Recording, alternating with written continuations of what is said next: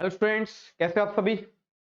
मैं निशांत गोयल आप सभी का वेस्ट स्टडी ग्रुप के इस ऑनलाइन यूट्यूब चैनल पर स्वागत करता हूं, वेलकम करता हूं, अभिनंदन करता हूं। कैसे हो आप सभी। आई होप काफ़ी अच्छे होंगे आप घर में। और सर्दी काफ़ी बढ़ रही है तो थोड़ा सा ध्यान रखिए अपना।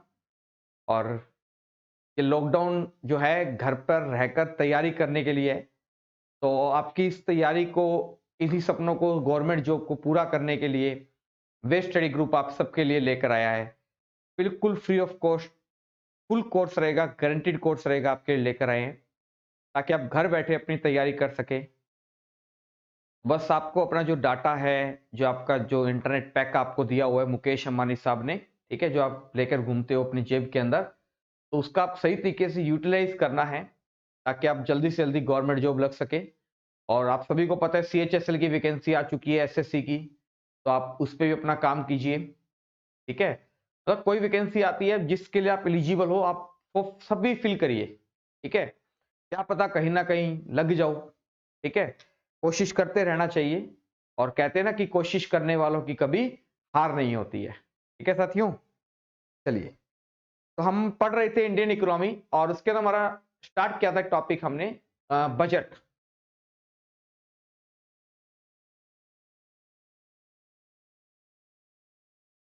तो हमने कुछ बजट के बेसिक क्वेश्चंस देखे थे हमने, कि बजट क्या होता है, या बजट सबसे पहले कहां पर आया, या इंडिया के अंदर बजट का जनक, फादर ऑफ बजट कहा जाता है जेम्स विल्सन को। और इंडिया में सबसे पहले बजट कब पेश किया गया था? 7 अप्रैल 1860 को, 1860 में सबसे पहले भारत में बजट इंट्रोड्यूस किया गया था। ठीक है साथियों, इसी के साथ हमने बात की थी कि आजादी के बाद after independent first Indian budget कब इंट्रोड्यूस किया गया था? 26 नवंबर 1947 को बजट इंट्रोड्यूस किया गया था, after independent first Indian budget. और इसे इंट्रोड्यूस किया था हमारे first finance minister, first Indian मतलब यानी कि after independent first finance minister थे आर के शनमुखम चेट्टी जी ने। ये ध्यान रखना। सबसे पहला गणतंत्र बजट कब पेश किया गया? 1950 में पेश किया गया। किसने पेश किया था? ये जॉन मथाई ने पेश किया था। इसके हमने बात की थी कि बजट कहां पर पेश होता है? बजट लोकसभा के अंदर पेश किया जाता है। किसके द्वारा पेश किया जाता है? वित्त मंत्री, जो भी एट प्रेजेंट भारत देश के वित्त मंत्री हैं, होंगे या है, होगी, जो भी है, उसके द्वारा बजट पेश किया जाता है। यहां तक आपको मैंने सारी चीज बता दी थी। और बजट जो है ये हमारे फ्रेंच वर्ड है, तो हमारे संविधान के अंदर बजट को किस नाम से जाना जाता है? मोस्ट इंपोर्टेंट क्वेश्चन है, इसको रट लीजिए। हमारे संविधान के अंदर बजट को वार्षिक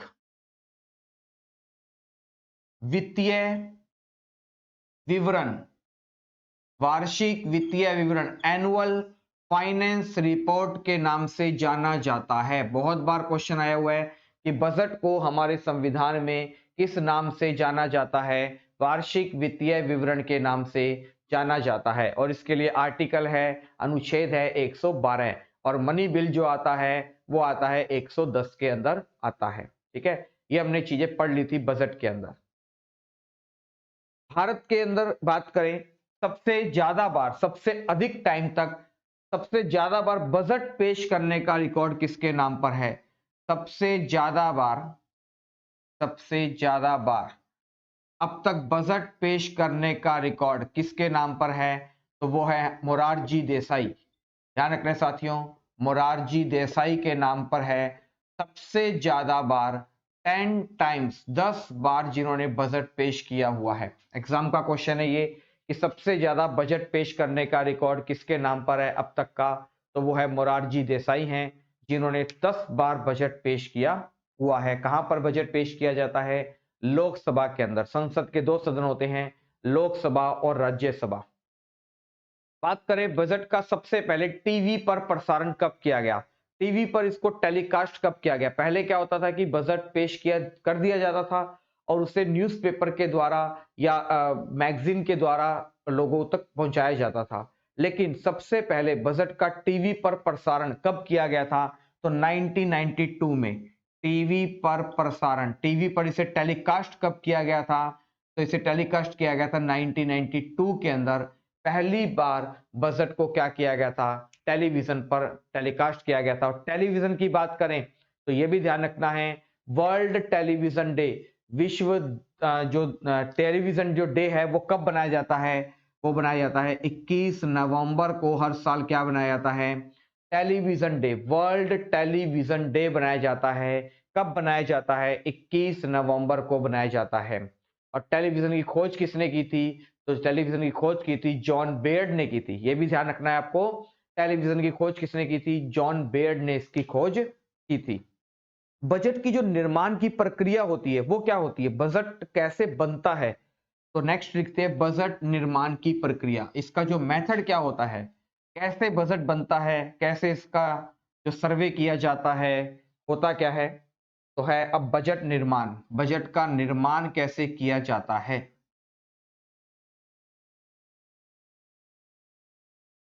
मतलब बजट कैसे बनाया जाता है, ठीक है, बजट का निर्माण कैसे किया जाता है।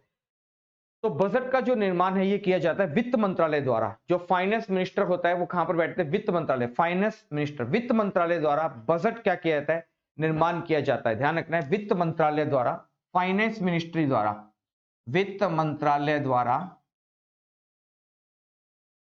वित्त मंत्रालय द्वारा क्या किया जाता है, बजट का निर्माण किया जाता है। वित्त मंत्रालय द्वारा बजट का निर्माण किया जाता है, डेवलप किया जाता है इनके द्वारा।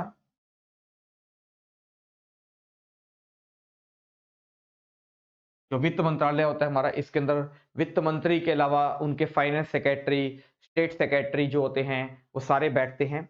और इसकी जो प्रक्रिया होती है, इसका जो प्रोसेस होता है कि हम आने वाले साल के लिए जो बजट बनाना है, वो जो बजट का जो प्रोसेस है वो प्रोसेस कब स्टार्ट किया जाता है, इसकी जो प्रक्रिया होती है वो सितंबर अक्टूबर में स्टार्ट कर दी जाती है।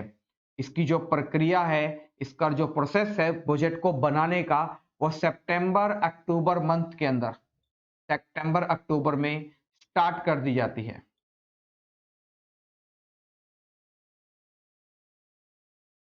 जैसे होता है ना घर में शादी वगैरह का प्रोग्राम है, तो शादी मान लीजिए शादी है 10 दिसंबर की, तो शादी का जो प्रोग्राम है या शादी की तैयारियां हैं वो 1 या 1.5 महीने पहले हम करने लग जाते हैं कि हमें घर में रंग रोगन वगैरह कराना है, प्लेस वगैरह की बुकिंग करनी है ना, हलवाई वगैरह की बुकिंग करनी है, बैंड बाजा बारात बुक करवाना है, होता है ना। तो उन सब के लिए हम तैयारी 1 महीना, 2 महीना, 3 महीना पहले रूम तैयार करना है, फर्नीचर वगैरह का काम है, या जो भी हमने घर के अंदर जो कमी लग रही है उन चीजों को पूरा करना है, तो उसका प्रोसेस हम स्टार्ट कर देते हैं। तो उसी प्रकार से बजट आपको बताया फरवरी के फर्स्ट वर्किंग डे पे क्या किया जाता है, इंट्रोड्यूस किया जाता है। तो फरवरी मंथ से कुछ समय पहले, कुछ मंथ पहले, मतलब उससे 1 साल पहले जो सितंबर अक्टूबर के अंदर क्या किया जाता है, इसकी प्रोसेसिंग क्या कर दी जाती है, स्टार्ट कर दी जाती है। इसमें क्या किया जाता है, एक ड्राफ्ट बनाया जाता है, एक ड्राफ्ट बनाया जाता है, एक ड्राफ्ट बनाया जाता है।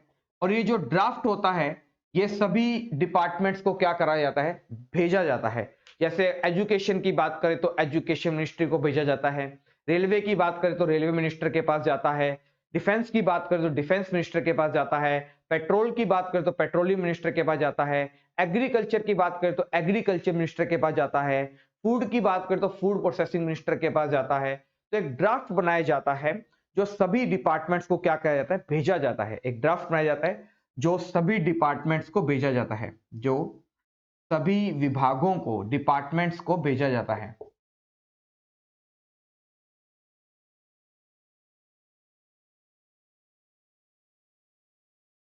क्योंकि जरूरी है, सभी डिपार्टमेंट्स अपना अपना बताएंगे कि हम आगे क्या करना चाहते हैं। डिपार्टमेंट्स को भेजा जाता है और फिर क्या होता है, वित्त मंत्रालय व उनके सलाहकार द्वारा, एडवाइजर के द्वारा तैयार किया जाता है। ड्राफ्ट सभी विभागों को भेजा जाता है, वो अपना पूरा स्ट्रक्चर बनाकर भेजते हैं कि हम आने वाले समय के अंदर इस प्रकार से कुछ नया करेंगे, उनकी जानकारी दी जाती है। और देन फाइनली क्या होता है, वित्त मंत्रालय जो फाइनेंस मिनिस्ट्री है और उसके जो एडवाइजर्स हैं, जो सलाहकार होते हैं, जो आईएएस अपॉइंट्स किए होते हैं या आईएएस लेवल के जो अधिकारी होते हैं, उन सभी के साथ मिलकर क्या किया जाता है, बजट को तैयार किया जाता है। बात समझ में आई आपको। बजट से क्या होता है, 5-7 दिन पहले एक आपने नाम सुना होगा, हलवा सेरेमनी, नाम सुना होगा। बजट में आया तो नहीं क्वेश्चन, ठीक है, लेकिन आपको फिर भी एक होता है, एक हलवा सेरेमनी का नाम सुना होता है। हलवा सेरेमनी क्या है? जैसे अगर आप ऐसे बात कर लो कि एक लड़के की शादी है मान लीजिए, या लड़की की शादी होती है, तो उसमें क्या करते हैं कि शादी मान लीजिए 10 दिसंबर की है, ठीक है? तो उस शादी से क्या होता है कि 10 दिसंबर की शादी है तो उसको कहते हैं कि 5-6 दिन पहले या 3-4 दिन पहले घर से बाहर निकलना बंद कर देते हैं, लड़के या लड़की का, ठीक है? जिसकी भी शादी है, मैरिज है, तो उसको 3-4 दिन, 5 दिन घर पे ही रखा जाता है। घर में उसके जो फंक्शंस वगैरह हैं, हल्दी हाथ है, जो भी भात है, जो भी घर के जो प्रोग्राम होते हैं शादी के, तो उसे घर से बाहर नहीं जाने दिया जाता, उसको 4 दिन तक घर में ही रखा जाता है, ठीक है? और शादी वाले दिन ही उसको घर से बाहर निकाला जाता है। तो उस 4 दिन से पहले उसको कह रहे लास्ट तूने कहीं जाना है तो घूमा, या अपने फ्रेंड सर्कल में किसी को कार्ड डिस्ट्रीब्यूट करने हैं, जो भी मतलब है वो करके आना है, और उसके बाद वो घर से बाहर नहीं जा सकता। उसी प्रकार से बजट के अंदर भी क्या होती है, एक हलवा सेरेमनी होती है। इसके अंदर क्या किया जाता है कि बजट से 7-8 दिन पहले क्या किया जाता है, उनको हलवा वगैरह जो शुरुआत की जाती है, अच्छे काम की शुरुआत करते हैं कि आपको हलवा खिलाया जाता है। इसके अंदर क्या करते हैं कि उन सभी का मोबाइल फोन जो होता है वो ले लेते हैं, उनके जो भी कॉन्टैक्ट के अंदर जो चीजें होती है वो सारी उनसे कॉन्टैक्ट से ले लेते हैं, ताकि जो बजट बनाया जाता है उसकी पूरी गोपनीयता रखी जाती है, ताकि अगर कोई डिपार्टमेंट का अधिकारी है वो बजट बना रहा है और फोन के अंदर वो बजट को लीक कर दे कि हम इस बजट के अंदर ये चीज लाना चाहते हैं, टैक्स के अंदर ये चीज चेंजमेंट करेंगे, एजुकेशन के अंदर ये चेंजमेंट करेंगे, ये पॉलिसी लाई जा रही है, ये योजनाएं लाई जा रही है, तो क्या किया जाता है 5-7 दिन पहले उन सभी के फोन्स, कॉन्टैक्ट्स वगैरह, उनके रहने खाने की व्यवस्था, एक हलवा सेरेमनी रखी जाती है, उनका सभी का मुंह मीठा कराया जाता है, और उन सभी को 5-7 दिन तक उसी डिपार्टमेंट में वहीं पर रहकर, वित्त मंत्रालय में जहां पर भी इनका प्रोग्राम होता है वहां पर उन्हें रखा जाता है। वहां पर वो पूरी सिक्योरिटी के साथ, प्राइवेसी के साथ क्या करते हैं, बजट को तैयार करते हैं। इसमें सभी के उनके फोन कॉल्स, घर से उनका कांटेक्ट बिल्कुल खत्म कर दिया जाता है, ताकि वो किसी कांटेक्ट में ना आए, ठीक है? तो ये होती है एक हलवा सेरेमनी होती है, ध्यान रखना। इसमें कोई बाहर नहीं जा सकता और कोई बाहर से अंदर नहीं आ सकता। जो फाइनेंस मिनिस्ट्री के जो ऑफिसर्स होते हैं और उनके एडवाइजर्स होते हैं, वही उसके अंदर क्या करते हैं, भाग लेते हैं, और पूरे बजट की स्ट्रक्चर को, रूपरेखा को क्या करते हैं, तैयार करते हैं। दोबारा देख लीजिए, जो बजट का जो निर्माण है, बजट का जो स्ट्रक्चर है, वो कैसे तैयार किया जाता है। तो फाइनेंस मिनिस्ट्री के द्वारा बजट का क्या किया जाता है, स्ट्रक्चर तैयार किया जाता है। इस प्रोसेस को कब स्टार्ट किया जाता है, सितंबर अक्टूबर में स्टार्ट किया जाता है, जो भी ये प्रोसेस स्टार्ट करना होता है। इस प्रोसेस के अंदर क्या होता है कि एक ड्राफ्ट बनाया जाता है, जो ड्राफ्ट सभी उससे रिलेटेड डिपार्टमेंट्स को भेजा जाता है, और उसके बाद फाइनेंस मिनिस्ट्री के ऑफिसर्स प्लस उनके जो एडवाइजर्स होते हैं, उन सभी के द्वारा बजट को क्या किया जाता है, तैयार किया जाता है। और बजट को तैयार करते हैं तो उससे 5-7 दिन पहले क्या किया जाता है, उनके एक हलवा सेरेमनी रखी जाती है। हलवा सेरेमनी, ध्यान रखना, इसका नाम है हलवा। जो हम हलवा खाते हैं ना, ठीक है, हलवा जो सूजी का, दाल का, है ना? तो हलवा सेरेमनी रखी जाती है, जिसमें उनको सभी को मोबाइल फोन्स वगैरह ले लिए जाते हैं, और उन सभी को बाहर जाने की परमिशन नहीं दी जाती है। तो ये होती है हलवा सेरेमनी। तो ये बजट की जो स्ट्रक्चर है, बजट जो बनाने का जो प्रोसेस है, वो ये सारा था। इसके बाद क्या होता है कि 1 फरवरी, जैसे आपको बताया था, फरवरी के फर्स्ट मंथ के अंदर, फर्स्ट फरवरी मंथ के फर्स्ट वर्किंग डे पे क्या किया जाता है, बजट को इंट्रोड्यूस किया जाता है। जो भी मान लीजिए 1 तारीख को बजट आ रहा है, या 2 को आ रहा है, या 3 को आ रहा है, जो भी है, फर्स्ट वर्किंग डे, मैं फिर बोल रहा हूं, पहला कार्य दिवस कौन से मंथ का, फरवरी मंथ का। फरवरी का जो मंथ होता है, सबसे छोटा मंथ कौन सा होता है, फरवरी का मंथ होता है। उस फरवरी मंथ के सबसे पहले जो कार्य दिवस आता है, उसी दिन बजट को इंट्रोड्यूस किया जाता है। ध्यान रखना है साथियों। अब बजट जब आता है, मान लीजिए बजट आ रहा है 1 फरवरी को, तो 1 फरवरी को बजट आता है, तो उससे पहले क्या किया जाता है, इकोनॉमिक सर्वे पेश किया जाता है, इकोनॉमिक सर्वे किया जाता है। अब क्या होता है इकोनॉमिक सर्वे के अंदर कि इस 1 साल के अंदर जो हमने काम किया है, उस 1 साल के अंदर उसका बजट पेश किया जाता है, बताया जाता है कि हमने 1 साल के अंदर हमने ये काम किया, इस प्रकार से बजट को हमने जारी करने का डिसीजन लिया है, वो सारा जनरेट किया जाता है।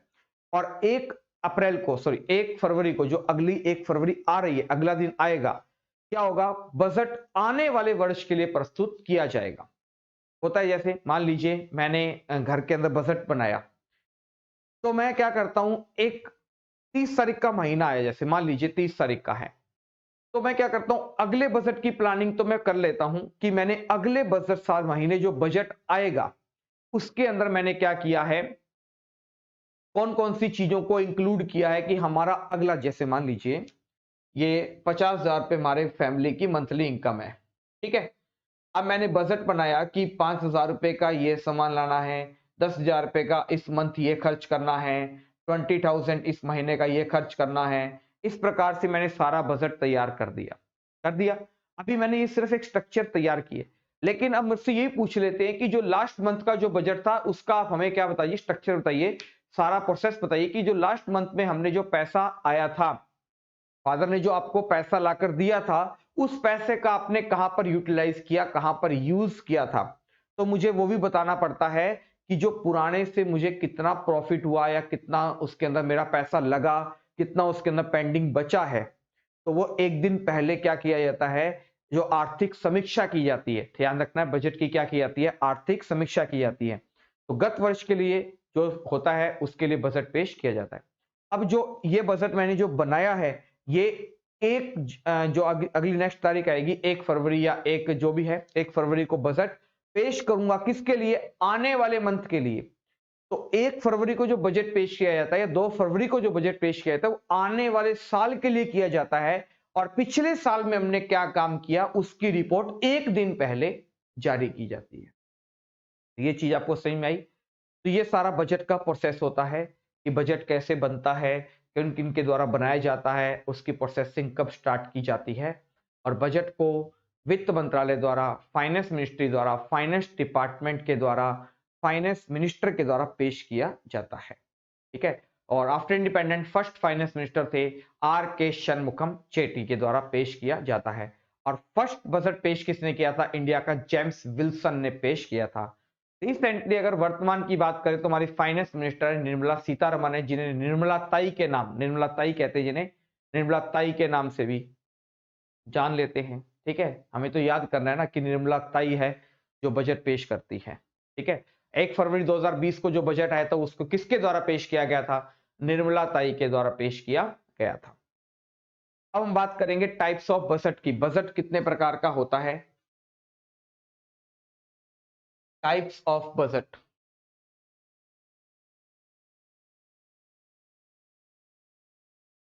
टाइप्स ऑफ बजट की बात करें तो बजट होता है 3 प्रकार का, एक होता है सरप्लस बजट, एक होता है बैलेंस बजट, और एक होता है डेफिसिट बजट।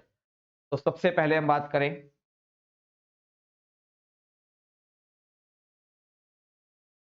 बजट के जो टाइप है, हेडिंग लिख लीजिए टाइप्स ऑफ बजट। तो एक होता है सरप्लस बजट,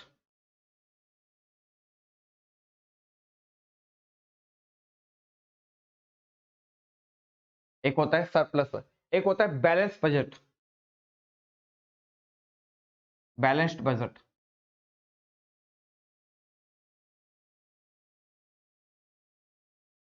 और एक होता है डेफिसिट बजट।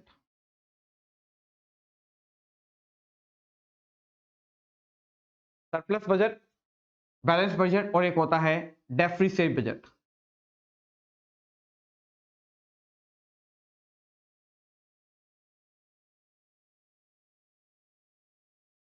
बजट के अंदर क्या करते हैं कि बजट बनता कैसे है, कि जितनी इनकम हुई है, कि इनकम कितनी हुई है, चाहे वो टैक्स के द्वारा है, चाहे वो नॉन टैक्स रिवेन्यू से है, इनडायरेक्ट टैक्स से है, डायरेक्ट टैक्स से है, जितना हमें इनकम हुई है और जितना हमें खर्च करना है, यही तो बताया जाता है बजट के अंदर। फैमिली के अंदर बजट बनाते हैं, कैसे बनाते हैं कि हमारी जो इनकम है वो कहां से आ रही है, ठीक है। मान लीजिए घर है पूरा हमारा, हमने ऊपर 2 रूम दे रखे हैं रेंट पे, ठीक है, बाहर एक शॉप दे रखी है रेंट पे दे रखी है, फादर कुछ इनकम कमा रहे हैं, ठीक है। उसके अलावा उनका एक बेटा है वो भी कुछ इनकम अर्न कर रहा है, ठीक है। या उन्होंने एक गाड़ी है उनके पास 4 व्हीलर, वो उन्होंने एक रेंट पर दे रखी है। तो हम देखते हैं कि फादर की मंथली इनकम आ रही है 50,000 रुपए, ठीक है। ऊपर के 2 रूम हमने दे रखे हैं रेंट पर, वहां से हमें 10,000 का रेंट आ रहा है, ठीक है। बाहर एक शॉप दे रखी है, वहां से 3,000 रुपए का रेंट आ रहा है। इसके अलावा हमने गाड़ी दे रखी है किराए पर, वहां से पर डे या पर मंथ का किराया आ रहा है वहां से, तो ये सारी हमारी क्या होती है, इनकम होती है। अब इनकम होती है हमारे पास तो हम उसका क्या करते हैं, खर्च भी करते हैं, एक्सपेंडिचर भी होता है। तो बात हम इसी पे करेंगे कि इनकम और एक्सपेंडिचर पे।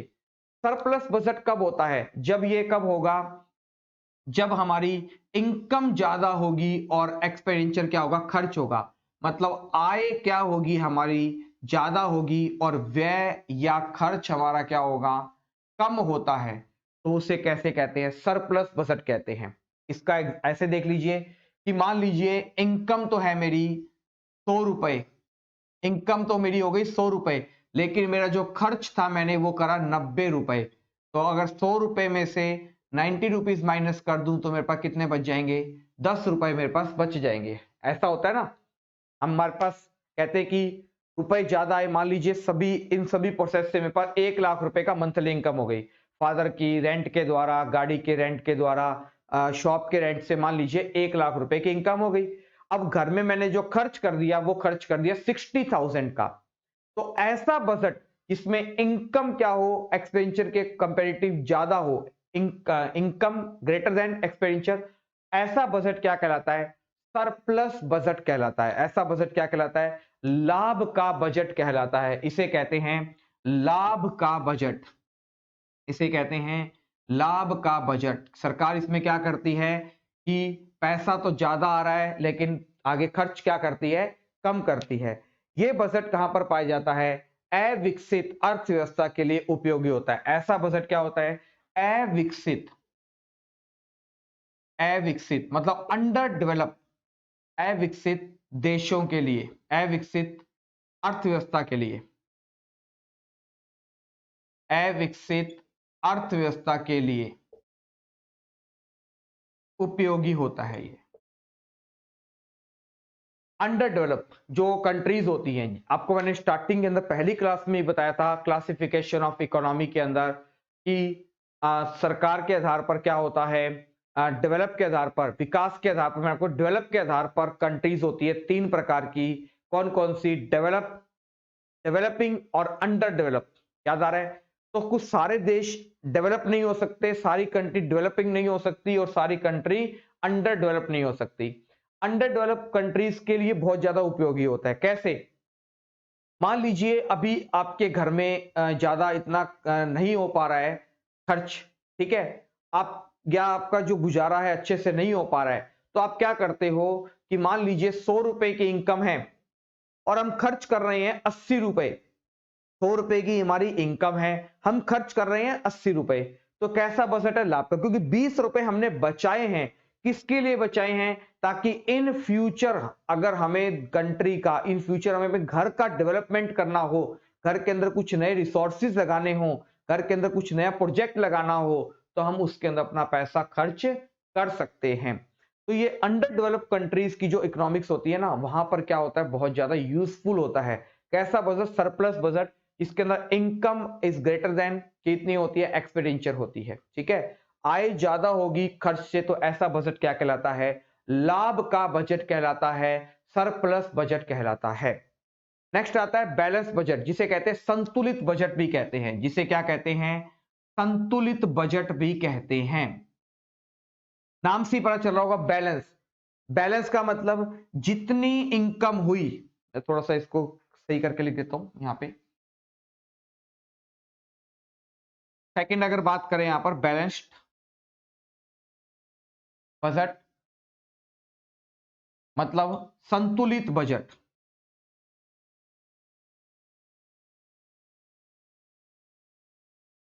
संतुलित बजट का मतलब क्या होता है, बिल्कुल बराबर, बैलेंस मतलब जितनी इनकम हुई उतना ही एक्सपेंडिचर हो जाए, मतलब आय और खर्च क्या है, बराबर हो।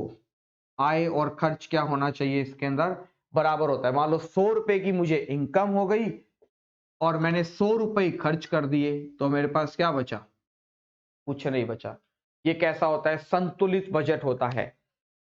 ऐसा बजट कहां पर होता है, विकसित अर्थव्यवस्था के लिए होता है, विकसित अर्थव्यवस्था के लिए उपयोगी होता है। ये विकसित, डेवलप कंट्रीज के लिए, विकसित अर्थव्यवस्था के लिए उपयोगी है। ये विकसित अर्थव्यवस्था के लिए यूजफुल है, यूजफुल फॉर डेवलप कंट्रीज। ठीक है, जितना पैसा आया उतना ही वो अपनी कंट्री पर खर्च कर देते हैं। क्यों? मान लीजिए मेरे पास मेरी इनकम है 1 लाख रुपए, मेरे पास अभी इस फिलहाल के टाइम में अगर बात करें, अच्छी गाड़ी है, अच्छा मेरे पास फ्लैट है, घर है खुद का, घर के अंदर सारे साधन वगैरह संकुन है, सब कुछ है, मेरे पास 1 लाख रुपए इनकम हुई, मैंने 1 लाख रुपए क्या कर दिया, खर्च कर दिया। तो ये किसके लिए? विकसित देशों के लिए। क्यों कर दिया? क्योंकि जो चीजें हैं मेरे पास उनके अंदर कमी ना आए, उनकी मेंटेनेंस है, उनकी जो सर्विसेज है वो अच्छे से चलती रहे। मान लीजिए मेरे पास गाड़ी भी है, घर में 2 गाड़ियां हैं, हाउस है मेरा, घर के अंदर मेरे पास अच्छे संसाधन वगैरह सब कुछ लगे हुए, इलेक्ट्रॉनिक प्रोडक्ट्स लगे हुए हैं।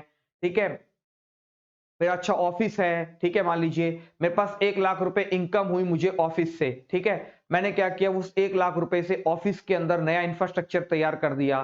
ठीक है, या लोगों को सही तरीके से सैलरी दे दी, गाड़ी की मेंटेनेंस वगैरह करवा ली, हाउस पे अपना अच्छा काम किया, ताकि मेरी जो चीजें चल रही थी रिसेंटली उनमें कमी न आए। ठीक है, तो विकसित देश आपको पता है डेवलप होते हैं, ये सर्विस सेक्टर पर क्या करते हैं, ज्यादा काम करते हैं। ठीक है, क्योंकि ये एग्रीकल्चर और इंडस्ट्रीज के अंदर क्या होते हैं, काफी ज्यादा स्ट्रांग होते हैं, तो ये सर्विस पर ज्यादा काम करते हैं।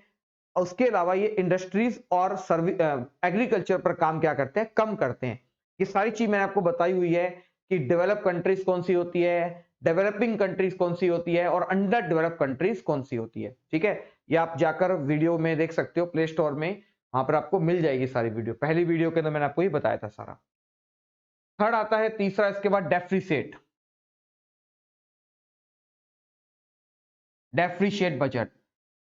अब यहां पे आप देख लो, ज्यादा है इनकम, यहां पे बराबर है, तो यहां पे क्या होगा, income is less than expenditure. Income कम हो और खर्चे क्या हो, ज्यादा हो, मतलब इसे कहते हैं घाटे का बजट।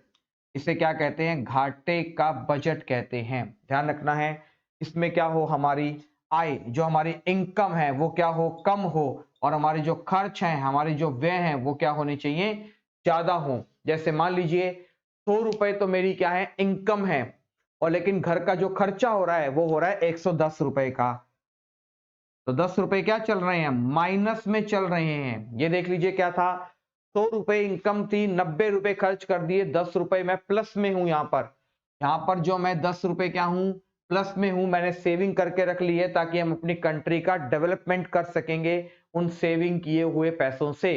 ठीक है, जहां पर हमें जरूरत होगी हम उन पैसों से इंडस्ट्रीज, फैक्ट्रियां लगाएंगे, कारखाने लगाएंगे, ताकि कंट्री का क्या हो सके, डेवलपमेंट हो सके। यहां पर क्या था, 100 रुपए आए और 100 रुपए खर्च कर दिए, कुछ नहीं बचा, जितना पैसा आया देश के डेवलपमेंट में, देश के कल्याण के लिए लगा दिया। क्यों? क्योंकि वहां पर किसी चीज की कमी नहीं है, उनमें एग्रीकल्चर के अच्छे हैं साधन, जिस प्रकार की उनकी लैंड है, उनके अंदर अच्छी इंडस्ट्रीज, फैक्ट्रियां लगी हुई है जो अपना प्रोग्रेस कर रही हैं। तो जितना पैसा आता है वो सारे देश के लिए लगा दिया जाता है। बात आती है यहां पर डेफिसिट बजट, बजट के मतलब घाटे का बजट, कि इनकम तो हो रही है 100 रुपए की, सॉरी, हाँ 110 है यहाँ पे, सॉरी मैंने 10 लिख दिया था। इनकम तो हो रही है 100 रुपए की, और खर्चा कर दिया 110 रुपए का, तो 10 रुपए में क्या चल रहा हूं, घाटे में चल रहा हूं। अब 10 रुपए जो घाटे में चल रहे हैं, अब ये घाटे ये कौन करते हैं, ऐसा काम करते हैं डेवलपिंग कंट्रीज। ये क्या होता है, विकासशील देशों के लिए क्या होता है, उपयोगी होता है। विकासशील देशों के लिए क्या होता है, ये यूजफुल होता है। अब आप कहोगे सर कि ये घाटे का सौदा है, फिर भी ये विकासशील देशों के लिए उपयोगी क्यों है? विकासशील देशों के लिए ये काफी क्या है, यूजफुल है, उपयोगी है। डेवलपिंग कंट्रीज की जो होती है इकोनॉमी, उसके लिए क्या है, ये यूजफुल है। पहले एक बार आप इसका स्क्रीनशॉट ले लीजिए, फिर मैं आपको बताता हूं इसके बारे में। सरप्लस बजट मतलब लाभ का बजट। इसमें क्या होता है, आय ज्यादा होती है और खर्च क्या होता है, कम होता है। जिसे 100 रुपए की इनकम हुई और 90 रुपए खर्च कर दिए, 10 रुपए क्या है, प्लस में है, तो ये कौन सा कहलाता है, सरप्लस बजट कहलाता है। और ऐसा बजट अंडर डेवलप कंट्रीज के अंदर, अंडर डेवलप इकोनॉमी के अंदर क्या पाया जाता है, यूजफुल रहता है। बैलेंस बजट की बात करें, संतुलित बजट की बात करें, तो इसमें इनकम इक्वल टू एक्सपेंडिचर, खर्च बराबर होता है आय के। 100 रुपए इनकम हो रही है और 100 रुपए खर्च कर दिए, और ये पाया जाता है यूजफुल फॉर डेवलप कंट्रीज के लिए, काफी ज्यादा यूजफुल है ये। और लास्ट बात करें डेप्रिशिएट बजट की, घाटे का बजट कहा जाता है जिसे कि income is less than expenditure, income कम है खर्चे के कंपैरेटिव, कि 100 रुपए तो इनकम हो रही है और 110 रुपए खर्च कर दिए तो -10 रुपए हम क्या चल रहे हैं, घाटे में चल रहे हैं। तो ये बजट कहां पर यूजफुल होता है, useful for developing countries, developing economics के लिए क्या होता है, ये यूजफुल होता है, विकासशील देशों के लिए उपयोगी होता है। इसे विकासशील देशों के लिए उपयोगी होता है, लेकिन ये जोखिम वाला होता है। ठीक है, देखो रिस्क उठाना पड़ता है कई बार, क्योंकि अगर आपको आगे बढ़ना है तो आपको रिस्क लेना ही पड़ेगा। कैसे, अगर बात करूं मैं, आपके एग्जाम के अंदर क्वेश्चन आए, ठीक है, 100 क्वेश्चन आए, अगर 90 क्वेश्चन एक स्टूडेंट करके आ रहा है, 10 क्वेश्चन से बचा लिए, कोई बात नहीं। 100 क्वेश्चन आते थे, 100 के 100 बिल्कुल सही है, सही है। लेकिन कई बार क्या होता है कि आपको मान लीजिए 100 क्वेश्चन आए, ठीक है, और आपको 90 क्वेश्चन आपने बिल्कुल सही कर दिए, ठीक है, 90 क्वेश्चन आपने क्या कर दिए, बिल्कुल एक्यूरेट सही कर दिया आपने। अब आप कई बार आपको 91 और 92 नंबर क्वेश्चन आता होता है, लेकिन आप श्योर नहीं होते हो। लेकिन आपको जब पता लगता है कि कट ऑफ 90 प्लस जाती है, मान लीजिए एक एग्जांपल दे रहा हूं आपको, 90 प्लस कट ऑफ जाती है, आपको श्योरिटी है, आप क्या लेते हो, रिस्क लेते हो, एक जोखिम लेते हो कि मैं इस एक नंबर के क्वेश्चन पे दाव खेलूं या ना खेलूं, क्योंकि आपका वो आंसर सही भी हो सकता है और गलत भी हो सकता है। लेकिन कई बार आप श्योरिटी रखते हो कि नहीं, मैंने कहीं पढ़ा हुआ था, मैंने कहीं सुना हुआ था, आप उस पे क्वेश्चन पे आंसर लगा देते हो। जोखिम भरा होता है वो काम। उसी प्रकार से कंट्री भी क्या करती है कि 100 रुपए तो इनकम हो गई, लेकिन 110 रुपए खर्च करे हैं, तो 10 रुपए जो उस पे क्या आया, कर्जा हो गया। 10 रुपए सरकार का क्या हो गया, कर्जा हो गया। बात समझ में आई सर आपको? अब ये घाटे का बजट है, इसे जोखिम वाला भी कहते हैं, ये जोखिम भी है। हो सकता है उससे नुकसान भी हो सकता है उससे कंट्री को फायदा भी हो, क्योंकि आपको पता है अनडेवलप वाले, अंडर डेवलप है वो तो बिल्कुल डाउन है, डेवलप वाले बिल्कुल अपग्रेड पे है, बिल्कुल अच्छे प्रोग्रेस पे काम करे। जो बीच में डेवलपिंग कंट्री है ना, प्रॉब्लम वहीं पर आती है। होता है ना, जैसे क्लास का टॉपर स्टूडेंट है, वो टॉपर पे है, ठीक है, डाउन वाला डाउन पे ही है, कोई दिक्कत, उसको पता है मैं डाउन नहीं हूं। प्रॉब्लम आती है एवरेज स्टूडेंट्स को, अगर थोड़ा बहुत भी उसका नंबर ऊपर नीचे हो जाए, अगर ऊपर हो जाए तो ऊपर चला जाएगा टॉपर के पास, और डाउन हो जाए तो नीचे आ जाएगा, है ना। ये बजट जरूरी भी है कई बार, अगर आपको अपनी कंट्री का सही तरीके से डेवलपमेंट करना है तो। और ये सबसे ज्यादा कहां पर पाया जाता है, विकासशील देशों में, डेवलपिंग कंट्रीज के अंदर ये पाया जाता है। अब अगर सरकार को 10 रुपए घाटा लग रहा है, तो सरकार भी 10 रुपए कहां से लेकर आएगी, 10 रुपए सरकार कहीं से तो लाएगी ना, कि 100 रुपए का तो बजट इनकम हो गई, ठीक है, 110 रुपए का हमने बजट खर्च कर दिया, 10 रुपए हम लॉस में चल रहे हैं, मांगने वाला तो मांगेगा 10 रुपए, लाओ जी मेरे 10 रुपए दो, इनकम हुई है 100 रुपए, कहां से लाओगे 10 रुपए, तो आपका पहला काम क्या रहेगा, उधार लोन लोगे आप, उधार लोगे। अब उधार लोन किससे लोगे, या तो आरबीआई से लोगे, या वर्ल्ड बैंक से, जो भी है, अनदर कंट्रीज से लोन लोगे, वर्ल्ड बैंक, आईएमएफ, एडीबी, काफी सारे ऐसे लोन लोग उधार लेगी सरकार। एक तो ये सोर्स है। दूसरा, सरकार के पास क्या बचता है, नई मुद्रा, सरकार के पास पावर है कि वो आरबीआई को गाइडलाइन का जारी कर सकती है, भी आप 10 रुपए की नई करेंसी जारी कर दो, नई मुद्रा जारी करना, नई मुद्रा जारी करना। ध्यान से सुन लीजिए मैं क्या बता रहा हूं आपको, मैं आपको ये जो चीजें बता रहा हूं, ये बता रहा हूं कि वो घाटे में, जैसे मान लीजिए आपके साथ ऐसा ही हुआ कि आपको आपके फादर ने दिए 100 रुपए, ठीक है, कि जाओ इसके आप चीज वगैरह खा लेना, लेकिन आप होटल में गए और 100 रुपए के बदले में आपने 110 रुपए का सामान खा लिया। अब 10 रुपए आप घाटे में चल रहे हो, अब 10 रुपए उस होटल वाले को तो देने पड़ेंगे ना आपको, वो कहां से लाओगे, पहली चीज या तो आप अपने दोस्त से उधार लोगे, ठीक है, या नई मुद्रा तो जारी आप कर नहीं सकते, ठीक है, लेकिन बात करते हैं सरकार के पास तो पावर है ना, सरकार आरबीआई को कह सकती है आप नई करेंसी क्या करिए, प्रिंट करिए कि मुझे 10 रुपए लोन देना है। चलिए बात करें तीसरी, तो तीसरा काम सरकार का क्या रहेगा कि जो इनडायरेक्ट टैक्स होते हैं उनके टैक्स को बढ़ा दे। मान लीजिए जैसे इस मार्कर पे मान लीजिए टैक्स लगता है, इनडायरेक्ट टैक्स लगता है, क्योंकि गुड्स है, ये गुड्स और सर्विस पर कौन सा टैक्स लगता है, इनडायरेक्ट। अब मान लीजिए इस पर टैक्स लगता है, फिलहाल में 5% लगता है। सरकार को पता चला कि भारत देश के अंदर बहुत सारी वैकेंसी निकली हुई है, बहुत सारी वैकेंसी निकली हुई, तो स्टूडेंट्स फॉर्म फिल करेंगे। फॉर्म फिल करेंगे तो बच्चे सारे के सारे किसी कोचिंग सेंटर पे जाकर तैयारी भी करेंगे। कोचिंग सेंटर पर अगर जाकर तैयारी करेंगे तो टीचर को पढ़ाने के लिए क्या चाहिए? मार्कर चाहिए। मार्कर की एकदम से क्या हो जाएगी? डिमांड बढ़ जाएगी। हो जाएगा, क्योंकि हर कोई टीचर पढ़ाने के लिए मार्कर, इंक, बोर्ड तो चाहिए। सरकार को पता चला कि मार्कर की डिमांड बहुत ज्यादा होने वाली है, तो सरकार, मान लीजिए इस पर पहले टैक्स लगता था 5% का। सरकार को पता चला कि हमें पैसे की 10 रुपए की कमी हो गई। सरकार क्या करेगी? इस 5% से इस पर टैक्स बढ़ा देगी। कितना कर देगी? मान लीजिए 12%। अब पहले ये मार्कर था 20 रुपए का, अब सरकार टैक्स बढ़ाने के बाद इसका मार्केट प्राइस हो गया है, मान लीजिए बेचने का प्राइस हो गया 25 रुपए। सरकार ने इसको 25 रुपए के अंदर बेच दिया। ठीक है, अब 25 रुपए सरकार ने बेच दिया तो 5 रुपए का सरकार को प्रॉफिट हो रहा है। ऐसे ही 5 रुपए का अगर प्रॉफिट लाखों बार हो जाए, लाखों मार्कर से हो जाए, तो सरकार उस पैसे को, उस घाटे को पूरा कर सकती है। ये फंडे ही होते सारे सरकार के अंदर कि सरकार कैसे जारी करती है। तो अप्रत्यक्ष कर, ध्यान रखना साथियों, अप्रत्यक्ष कर को क्या करता है? इंक्रीमेंट कर दिया जाता है, अप्रत्यक्ष कर को बढ़ा दिया जाता है, या नए अप्रत्यक्ष करों को जोड़ दिया जाता है, या कह दीजिए टैक्स को बढ़ा दिया जाता है।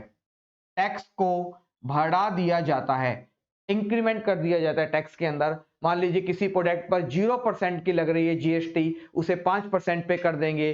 5% की लग रही है तो 12% पे कर देंगे। 12% लग रहा है तो 18% पर कर देंगे। इस प्रकार से सरकार क्या करती है? इनडायरेक्ट टैक्स को क्या करती है? बढ़ा देती है, क्योंकि सरकार को घाटा तो पूरा करना ही है ना, तो वो लेगी कहां से? जनता से ही तो लेगी। अभी आप देख रहे हो कोरोना काल चल रहा है, सरकार के पास पैसा खत्म है, सरकार के पास तो पैसा है नहीं। अब सरकार को देश चलाना है, करे क्या? सारा का सारा बर्डन किस पर डाल दिया? देश की जनता पर डाल दिया कि आप अगर बैंक में जाओगे, अगर आप बैंक में गलती से भी चले जाओ और पैसे जमा करवा दिए, एक बार करवा दिए कोई दिक्कत नहीं है, 2 बार करवा दिए कोई दिक्कत नहीं है, 3 बार करवा दिए कोई दिक्कत, लेकिन जैसे ही आप 4 बार, 5 बार, 6 बार पैसे जमा करवाओ, आपके अकाउंट से कुछ पैसे कटने स्टार्ट हो जाएंगे, है ना। मतलब सरकार का क्या काम है कि लेनी है तो अच्छे से लो और पूरी चमका के लेते हैं, है ना। मतलब ये सरकार का है। अब टैक्स पहले क्या होता था? एटीएम कार्ड था, एटीएम कार्ड के कहते थे कि पिन चेंज करो। सरकार कहती थी कि अपना पिन, जो आपका एटीएम पिन होता है, इसे आप चेंज करते रहा करो 6 महीने बाद, एक अच्छी सिक्योरिटी के लिए, ताकि आपका जो सेफ रहे। अब सरकार ने क्या कर दिया कि एटीएम का पिन चेंज करने पर भी आप पर चार्ज लगा दिया, क्योंकि सरकार चल रही है घाटे में। सरकार के पास इनकम तो हो रही है 100 रुपए की, खर्चा कर दिया हमने विदेश यात्राओं पे 110 रुपए का। अब 10 रुपए कहां से लाए? वो सोचते हैं कि हमारी जो भोली भाली प्यारी प्यारी जनता बैठी है ना, कमाने के लिए तो बैठे हैं हम, इनसे जितना ले सकते हैं लो। हम पर इतने टैक्स डाल दिए, इतने बर्डन डाल दिए, क्या मिला? मतलब हम, जन्म ही हमारा किसके लिए हुआ है? टैक्स देने के लिए हुआ है ना। जन्म लिया तो हॉस्पिटल वाले को टैक्स दिया, स्कूल गया तो टैक्स दिया, कॉलेज गया तो टैक्स दिया, रोड पर चला तो टैक्स दिया, बाइक खरीदी तो टैक्स दिया, मोबाइल खरीदा तो टैक्स दिया, टोल टैक्स पे गया तो टोल टैक्स दिया मैंने, रेस्टोरेंट गया तो टोल टैक्स दिया मैंने। मतलब हर चीज पे टैक्स टैक्स टैक्स। तो हमें रखा कहां? कहीं का नहीं रखा। एक आप मार्कर खरीदने चले जाओ, इस पर टैक्स। होटल सर्विस, कोई भी चीज चले जाओ, आप कुछ खा रहे हो, कुछ पहन रहे हो, दान दिया तो टैक्स दिया, सैलून में चले गए तो टैक्स दिया, कपड़े खरीदे तो टैक्स दिया, शूज लिए तो टैक्स दिया। तो ये सरकार के सारे इनकम के फंडे ही हैं। ये सरकार को पता है कि जनता है, ये कमा रही है, और कमा किसके रही है? हमारे लिए कमा रही है। तो सरकार क्या करती है? इनडायरेक्ट टैक्स को बढ़ा देती है। ठीक है, क्योंकि घाटा तो पूरा करना है ना, वो तो छोड़ेंगे नहीं, और सरकार हमको नहीं छोड़ेगी, तो हमें तो देना ही देना है। वो किसी ना किसी तरीके से हमारी जेब तो ढीली कर ही लेगी, चाहे वो बैंकिंग को यूज कर। अब सरकार को पता चला कि बैंकिंग के अंदर ज्यादा यूज हो रहा है, पैसे निकाले जा रहे हैं, पैसे जमा करवाए जा रहे हैं, एटीएम पिन को चेंज किया जा रहा है, तो सरकार ने सोचा कि चलो एटीएम पिन को चेंज कर कर ही पैसे निकाल लें। अगर 130 करोड़ की जनता के अंदर 30 करोड़ लोगों ने भी अपना पिन चेंज करा, एक पिन पर 50 रुपए charge plus GST service charge है, तो सोच के देखो सरकार के खाते में कितना पैसा आ गया। पहले अकाउंट की लिमिट होती थी बैंक के अंदर पैसे डिपॉजिट की होती थी कि 0% पर आपका अकाउंट खुल जाता था, 0 पर नहीं है तो 500 रुपए का आपका अकाउंट खुल जाता था। और अगर आप चेकबुक ले रहे हो तो 1000 रुपए में खुल जाता था, होता था। अब सरकार ने, आपने देखा होगा कुछ समय पहले रूल बना दिया था कि आपके अकाउंट के अंदर मिनिमम 3000 रुपए होनी चाहिए। क्यों होनी चाहिए भाई 3000 रुपए, किस बात के लिए 3000 रुपए मिनिमम कर दिए? क्योंकि सरकार को पता है कि 3000 रुपए, सोच के देखिए, अगर एक सिटी का, एक मोहल्ले की बात करें, उसमें एक बैंक है, एक व्यक्ति के अगर 3000 रुपए जमा हो रहे हैं तो कितने जमा हो गए? 3000 रुपए। अगर उसी मोहल्ले के अंदर, उसी सोसाइटी के अंदर मान लीजिए 100 लोगों का पैसा जमा हो जाए बैंक के अंदर 3000 रुपए, तो आप हिसाब लगा लीजिए आगे। ये 100 लोग हैं, मान लो एक सिटी की बात करूं मैं, एक सिटी के अंदर मान लीजिए 2 लाख लोग हैं, एक सिटी के अंदर मान लीजिए 2 लाख लोग हैं, तो 3000। अब आप हिसाब लगा लीजिए कि पूरी एक डिस्ट्रिक्ट के अंदर, पूरी कंट्री के अंदर अगर मान लीजिए 100 करोड़ लोगों का भी, मोटा मोटा मानता हूं 100 करोड़ लोगों का भी अगर बैंक में खाता है, तो 100 करोड़ इंटू 3000 कर लीजिए। ये पैसा ऐसा पैसा है जो सरकार को पता है कि हमने देना ही नहीं है उसे। क्यों? 3000 रुपए आपने बैंक में जमा करवा दिए कम से कम। अब आपको पता है कि आप इससे कम तो कर ही नहीं सकते। अगर आपने इससे कम कर भी लिया तो आपका टैक्स, आपका जो पेनल्टी कटनी स्टार्ट हो जाएगी। तो 3000 तो सरकार को पता है कि ये पैसा तो हमने किसी को देना ही नहीं है, तो सरकार क्या करती है? इसका यूटिलाइज करती है, यूज करती है। बर्डन किस पर आ गई? अब सोच के देखो, जिस पर्सन की महीने की सैलरी 3000 रुपए हो, वो बैंक में क्या तो जमा करवाए और क्या उसमें से यूज करे, है ना? या 5000 रुपए सैलरी है किसी पर्सन की, बैंक में उसके खाते में आ रही है 3000 रुपए, तो बैंक वालों ने कहा जी मिनिमम होना चाहिए। 2000 रुपए के अंदर वो अपना घर भी चला रहा है, राशन भी लेके आएगा, ट्रांसपोर्टेशन भी लग रही है, क्या क्या करेगा? तो ये सारे सरकार के फंडे होते हैं कि कैसे ना कैसे पैसा लेना आना चाहिए, वो हम लेना जानते हैं बस। ठीक है, तो टैक्स को भी क्या करती है सरकार? बढ़ा देती है। बहुत सी चीजें हम पढ़ेंगे आगे धीरे धीरे कि कैसे सरकार फंडे अपनाती है ये ऐसे। ठीक है, कि बस जनता की जेब से पैसा कैसे निकाला जाए, उसके पास तरीके काफी सारे उन्होंने बनाए हुए हैं। चलिए नेक्स्ट बात करें तो क्या करती है? विनिवेश कर देती है। ठीक है, डी इन्वेस्टमेंट कर देती है सरकार, उसके द्वारा भी सरकार क्या करती है? घाटे को पूरा करती है। लेकिन एक चीज और है इसके अंदर, ये जो बजट होता है ना, ऐसा बजट क्या करता है? अर्थव्यवस्था के अंदर लिक्विडिटी को बढ़ा देता है। अब ये लिक्विडिटी क्या होता है? तरलता को क्या करता है? बढ़ा देता है, इंक्रीमेंट कर देता है, इंक्रीज कर देता है। ये लाइन आपके लिए मोस्ट इंपॉर्टेंट है कि जो डेप्रिशिएट बजट होता है, घाटे का जो बजट होता है, इससे लिक्विडिटी, तरलता पर क्या प्रभाव पड़ेगा? इससे हमारी क्या होगी? लिक्विडिटी क्या होती है? बढ़ जाती है। लिक्विडिटी को क्या करता है? ये बढ़ा देता है। ध्यान रखना है साथियों, हमारी यह क्या करता है? इससे अर्थव्यवस्था में, इससे अर्थव्यवस्था में तरलता आती है। तरलता का मतलब होता है लिक्विडिटी आती है, तरलता क्या होती है? बढ़ जाती है।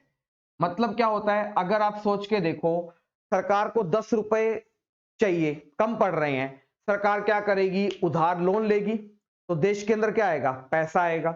नई करेंसी प्रिंट कर दी तो देश में क्या आएगा? पैसा आएगा। टैक्स को अगर ज्यादा बढ़ा देंगे तो देश के अंदर क्या? पैसा। इससे क्या होगा? मार्केट के अंदर जो लिक्विडिटी है, जो पैसा है, वो क्या हो जाएगा? बढ़ जाएगा। यही होगा। उधार लोन अगर लेगी, अब ऐसे नहीं सरकार 10 रुपए कम पड़े 10 रुपए लोन लेगी, सरकार हो सकता है ज्यादा ले ले, है ना? तो जोखिम वाला बजट होता है ये। तो अभी हमने पढ़ा कि टाइप्स ऑफ बजट कौन से होते हैं। सरप्लस बजट, इसमें क्या होता है? इनकम ज्यादा होती है कंपैरेटिव एक्सपेंडिचर के। सेकंड हमने पढ़ा बैलेंस बजट, मतलब क्या होता है? जिसमें इनकम और एक्सपेंडिचर बराबर होता है। और तीसरा हमने पढ़ा डेफिशिएट बजट, इनकम कम होती है एक्सपेंडिचर के कंपैरेटिव। घाटे का बजट, हमारा जो भारत देश है वो घाटे के बजट पे ही झूलता है हमेशा। हमारी इनकम तो होती है 1000 रुपए, खर्च हमारा होता है 1050 रुपए। अब 50 रुपए घाटा पूरा करने के लिए सरकार या तो लोन लेती है। अब लोन कोई देगा तो फ्री में तो देगा नहीं, वो इंटरेस्ट तो लेगा ही लेगा। एक बार तो काम चला लिया, अभी कोई दिक्कत नहीं है, पैसा पूरा करा, लेकिन इंटरेस्ट का जो बर्डन है वो तो देश की जनता पर पड़ा ना, सरकार पर अतिरिक्त बार बढ़ा हो सा। तो ये सारी चीजें होती है। तो आपको आशा करता हूँ समझ में आया होगा आज ये चीज। तो नेक्स्ट क्लास में भी और हम पढ़ेंगे बजट के और टाइप्स वगैरह क्या होते हैं, जेंडर बजट क्या होता है, आउटकम बजट क्या होता है, ठीक है, जीरो बैलेंस बजट क्या होता है, सारी चीजें पढ़ेंगे अभी। काफी अच्छा टॉपिक है बजट ये। आपको बताएंगे सरकार पैसा कहां से लेकर आती है और सरकार उस पैसे को कहां कहां पर खर्च करती है। ठीक है, थैंक यू साथियों, खुश रहें, स्वस्थ रहें, घर पर रहें और खूब मन लगाकर पढ़ते रहें ऐसे ही। ठीक है, थैंक यू।